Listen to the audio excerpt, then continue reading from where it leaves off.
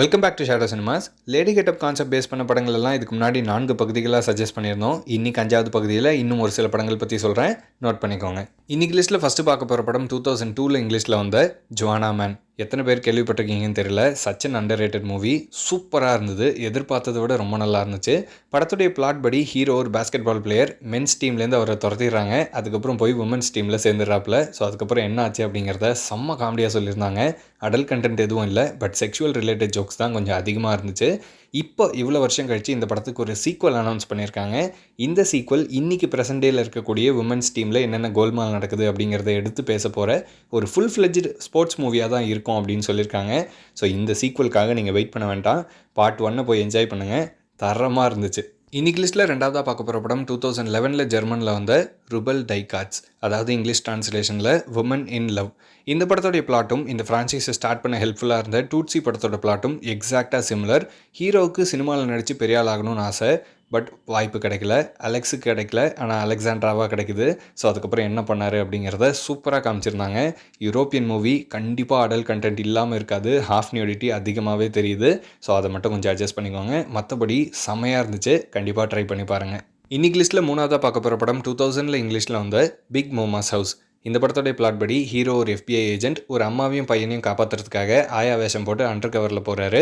So அதுக்கப்புறம் என்ன ஆச்சு அப்படிங்கிறத செம்ம காமெடியாக சொல்லியிருந்தாங்க. படம் எதிர்பார்த்ததை விட ரொம்ப நல்லா இருந்துச்சு. அடல்ட் கண்டென்ட் எதுவும் இல்லை, ரொம்ப டீசெண்டாக பண்ணியிருந்தாங்க. இந்த படத்தோடைய பிளாட் பார்க்கும்போது எக்ஸாக்டாக நம்ம பார்ட் 1 பார்த்த வேறு ஒரு படத்தை ஞாபகப்படுத்தோம். ஸோ அது என்ன அப்படிங்கிறது தெரிஞ்சால் கமெண்ட்டில் சொல்லிட்டு போங்க. இன்னைக்கு லிஸ்ட்டில் நாலாவதாக பார்க்க போகிற படம் அகெயின் 2006 இங்கிலீஷில் வந்த பிக் மோமாஸ் ஹவுஸ் 2. இந்த கான்செப்ட் கூட சீக்வல் பண்ண முடியுமா அப்படின்னு ஆச்சரியப்படுத்தின ஒரு படம். எதுக்காக ஆயா வேஷத்தை 6 வருஷம் கழித்து மறுபடியும் போடுறாரு அப்படிங்கிற அந்த பிளாட் செட்டிங்லாம் ரொம்ப கன்வின்சிங்காக பண்ணியிருந்தாங்க. பார்ட் 1 போலவே ரொம்ப நல்லா இருந்துச்சு. அடல்ட் கண்டென்ட் எதுவுமே இல்லாமல் சூப்பராக பண்ணியிருந்தாங்க. கண்டிப்பாக மிஸ் பண்ணாமல் செக் பண்ணி பாருங்கள். இன்னைக்கு லிஸ்ட்டில் 5ஆவதாக பார்க்க போகிற படம் அகெயின் 2011 இங்கிலீஷில் வந்து big mommas like father like son. Part 3 10 வருஷம் கழித்து ட்ரையாலஜி முடிச்சிருக்காங்க. சூப்பராக வந்திருக்கு. பார்ட் 1 and 2 விட வித்தியாசமாக பண்ணோம் அப்படிங்கிறதுக்காக படத்தோடைய பிளாட் என்ன அப்படிங்கிறது டைட்டில்லே இருக்குது. ஸோ இந்த வாட்டி எதுக்காக அவர் பையனையும் கூட சேர்த்துக்கிறாரு, ஏன் பண்ணுறாங்க, எதுக்கு பண்ணுறாங்க அப்படிங்கிறதெல்லாம் ரொம்ப கன்வின்சிங்காக செம்மையாக செட் பண்ணியிருந்தாங்க. கடகடன் படம் மூவ் ஆகிட்டே இருந்துச்சு. அடல்ட் கண்டென்ட் எதுவுமே இல்லாமல் தான் பண்ணியிருந்தாங்க. பட் ஆனாலும் இந்த படத்தை நான் ஹாட்ஸ்டாரில் பார்க்கும்போது வராத ஒரு சீன் டவுன்லோட் பண்ணி பார்க்கும்போது இருந்துச்சு. கரெக்டாக ஒரு 1 hour படம் முடிஞ்ச பிறகு கேர்ள்ஸ் பாத்ரூமில் ஒரு டான்ஸ் சீக்வன்ஸ் ஒன்று பண்ணியிருந்தாங்க. அதில் எதுவுமே ஆபாசமாக இருக்க மாதிரி தெரியல, பட் எதுக்காக ஹாட்ஸ்டாரில் கட் பண்ணியிருந்தாங்கன்னு சுத்தமாக புரியல.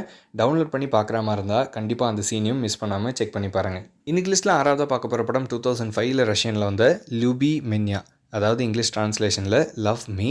படத்தில் ஹீரோ எதுக்காக வேஷம் போடுறாரு அப்படிங்கிற ரீசன் ரொம்ப சுமாராக இதெல்லாம் ஒரு காரணமா அப்படிங்கிற மாதிரி தான் இருந்துச்சு.